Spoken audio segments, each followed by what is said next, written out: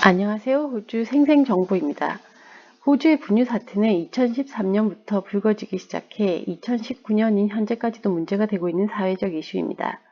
유튜브나 SNS에도 호주 슈퍼에서 분유를 서로 가지려고 싸우는 중국인들의 동영상을 심심찮게 볼 수 있고 뉴스에도 자주 보도되고 있는데요. 대체 왜 이런 일이 벌어지는지, 2019년이 되었는데도 사태가 해결되지 않는 이유는 무엇인지에 대해서 알아봅니다.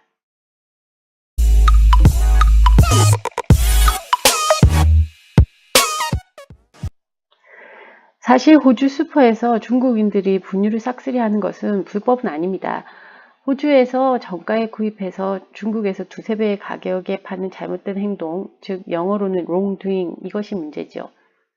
그래서 수년 동안 호주 내에서도 불만이 쌓이면서도 법적으로는 어쩔 수가 없었습니다. 대신에 법적 규제를 대신할 만한 방안을 마련하는 것이 각 슈퍼에서 1인당 구매할 수 있는 분유를 2개로 제한하는 대책이었는데요. 같은 사람이 2개를 구매해서 차에 두고 다시 와서 2개를 구매한다면 문제가 안 되므로 사실은 유명무실한 대책이 되었습니다. 그래서 코스에서는 담배처럼 카운터 뒤에 놓고 판매를 해서 대량 구매를 조절하겠다는 대책도 나왔습니다. 2019년 1월에는 시드니 칼링필드에 있는 작은 뉴스 에이전시를 운영하는 중국인 가족이 분유를 훔쳐 불법으로 거래한 혐의로 체포되었습니다.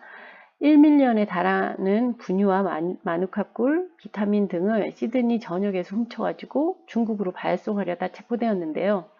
이런 경우는 이 가족들이 물건을 훔쳤기 때문에 체포가 가능했던 것이고, 이 도둑을 잡기 위해 경찰이 2018년부터 이들을 주시했다고 합니다. 이 사건이 보도되면서 다시 한번 호주 부부들이 중국인들의 분유 끌어모으기 때문에 얼마나 피해를 입는지 호주 방송을 다시 탔죠. 그럼 이런 분유, 즉 베이비 포뮬러 사태를 좀 더 심도 있게 들어가 보겠습니다.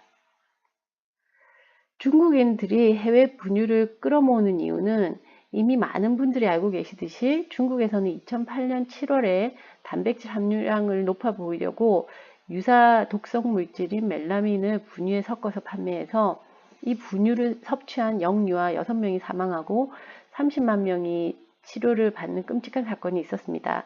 뒷이야기로는 이 멜라민 독소가 2008년 초에 발견되는데 8월에 열리는 베이징 올림픽에 지장을 주지 않으려고 당국이 일부러 미루어서 발표했다는 얘기도 있었죠.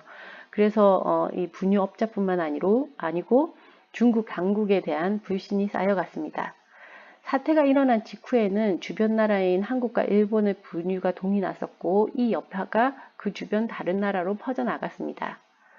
게다가 2010년에는 중국산 분유에서 또 멜라민이 발견되는 사건이 있었고, 2018년에는 중국의 가짜 백신 파동까지 있었죠. 백신 사건은 부패한 정부 관리가 뇌물을 받고 불합격한 중국 내 백신을 사용하게 한 게 원인이었습니다. 이렇게 제조사만의 문제가 아니고 중국 정부의 불법적 관리에 또다시 불신이 생겨나 해외 브랜드로 집중 구매가 시작된 거죠.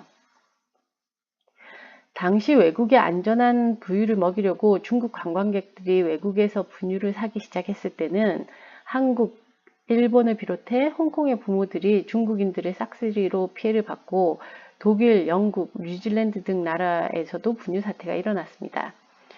호주는 2013년부터 이를 심각하게 인지했고, 국내 소비자들을 보호하기 위해 구매자 1인당 2통만 살 수 있게 하는 개수 제한을 실시했으나 앞에서 언급했듯이 유명무실한 정책이 되었습니다. 이 쇼핑을 대신해주는 다이궁이라고 한국에서 말하는데 다이고라고 이 영어로는 얘기죠. 이렇게 불리는 이제 중국인 보따리상들은 호주 분유를 25에서 30불에 사가지고 거의 3배를 받고 90불에서 100불 정도에 중국에서 판매한다고 합니다. 이렇게 분유를 팔아서 유학생활을 했다는 말이 나올 정도인데요. 중국인 유학생 중 잘 버는 사람은 분유를 팔아 주에 3,000불을 번다고 합니다. 최근 2년간 60minutes나 Current Affair 같은 호주 시사 프로그램에도 한두 번씩 꼭 다루는 이슈가 되기도 했습니다. 그러나 이런 프로그램을 봐도 이런 사태가 일어난 중국 국내 원인만 얘기를 하지 이 대책을 쉽게 얘기하진 않습니다. 그럼 대책은 없는 걸까요? 우선 호주 분유라고 다 잘 팔리는 건 아닙니다. 특히 세 브랜드가 잘 팔리는데 앞타밀, A2와 멜라니스 오가닉입니다. 한국에서도 이 앞타밀은 독일 고급 분유로 입소문이 나면서 인기가 많은데 앞타밀은 독일과 뉴질랜드에 각각 생산지가 있습니다. 동유럽 원유를 사용하는 독일보다 캐리케어, 이 중간에 보이는 그림에 캐리케어 앞타밀이라 불리는 뉴질랜드산이 더 잘 팔린다고 합니다. 사실 뉴질랜드는 세계 낙농 수출 1위 나라입니다. 이 표에서 보듯이 이 파란색이 뉴질랜드인데요. 이 뉴질랜드가 이 수출 1위고 호주는 여기 4위로 6% 정도에 해당합니다. 저기 주황색에 해당되는데요. 그래서 사실 이 호주 분유 사태의 반은 호주 생산이 아니라 뉴질랜드산으로 일어나는 상황인데요. 가까운 나라인 만큼 뉴질랜드 우유를 수입해서 호주에서 생산하는 경우도 있습니다. 다시 이제 앞타밀로 돌아와서 앞타밀이 이 유독 인기 있는 이유로는 엄마들 사이에 모유 성분과 가장 유사하고 오메가3 등의 영양소가 다른 분유보다 많이 포함되어 있으며 아이들의 배앓이가 덜하며 황금색 변을 본다고 합니다. 이 A2 밀크의 경우는 호주와 뉴질랜드에 상장된 회사인데 원래는 뉴질랜드에서 태어난 회사입니다. 소에서 나오는 A1 베타카세인을 없애고 A2 프로틴만 생산할 수 있도록 연구를 한 학자가 뉴질랜드 농장 부호를 만나서 2003년에 회사를 설립했고요. 이후 설립한 이 두 명이 모두 사망할 때까지 이렇다 할 빛을 보지는 못했던 회사입니다.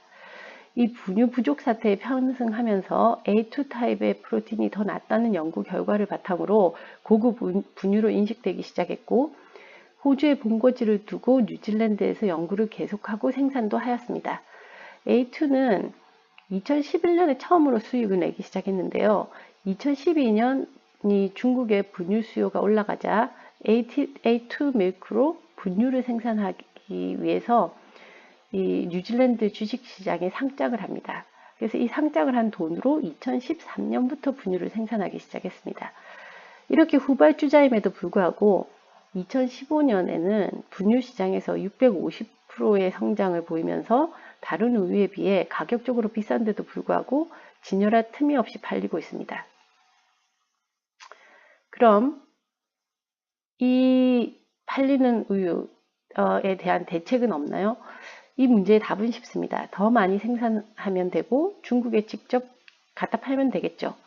하지만 여기 내재되어 있는 이슈는 호주 데일리 파머부터 들어가야 하는 문제라서 언론에서는 이제 그것까지는 건드리지 않는 것 같습니다. 재미없는 이야기를 조금 하자면 이 포유류가 만드는 우유의 세부 영양소에는 차이가 좀 있는데요. 소와 인간의 우유의 가장 큰 차이는 지방과 당분에 있다고 합니다. 이를 조절해서 이제 인펀트 포뮬라를 만드는데 첫 단계가 소의 우유에서 지방을 뺀 스kim 밀크를 생산하는 겁니다. 이후에 이 스프레이 드라잉을 해서 말리는 과정이 있고 그 다음에 이제 영양소를 추가해서 분유를 만드는 겁니다. 그런데 이 첫 번째 단계 스kim 밀크를 생산하는 과정부터가 문제입니다. 2011년부터 1리터에 1불이라는 슈퍼마켓 캠페인으로 데일리 파머들이 불평이 많았는데요. 생산 비용은 증가하는 데 비해서 우유 가격은 내려가서 힘들기 시작했고 또 우럴스나 코울스에서는 이런 우유 생산자들을 모른 척하고 계속 1리터에 1불 캠페인을 해서 일부 낙농업자들은 문을 닫는 경우도 생겼습니다.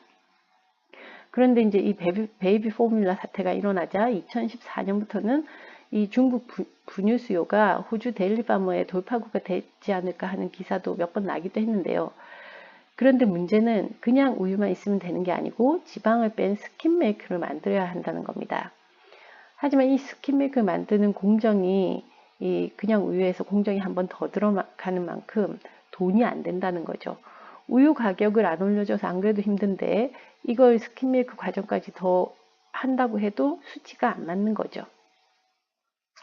그리고 이 우유를 스kim 밀크를 이제 만들어서 우유를 말리는 드라잉 과정을 또 추가하려면 이 연간 3만 톤 생산하는 라인을 하나 설립하는데 100밀리언 정도가 든다고 합니다. 아주 비싸죠. 즉, 이 각 단계에서 이익을 보는 사람이 생산을 늘려야 되는데 그 위험을 감수하면서까지 돈을 투자하는 사람이 많이 없다는 거죠. 그래서 분유가 불티나게 팔리지만 생산을 급하게 늘리진 못했습니다. 그래도 느리긴 느렸죠.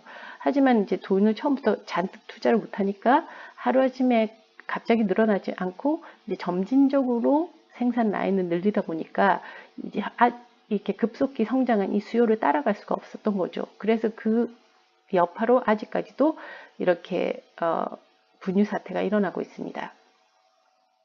또한 중국으로 직접 판매 라인을 늘리려던 회사들은 이 중국 내에서 엑스포트 라이센스를 받아야 중국에서 팔 수가 있는데 그것이 너무 까다롭다고 합니다.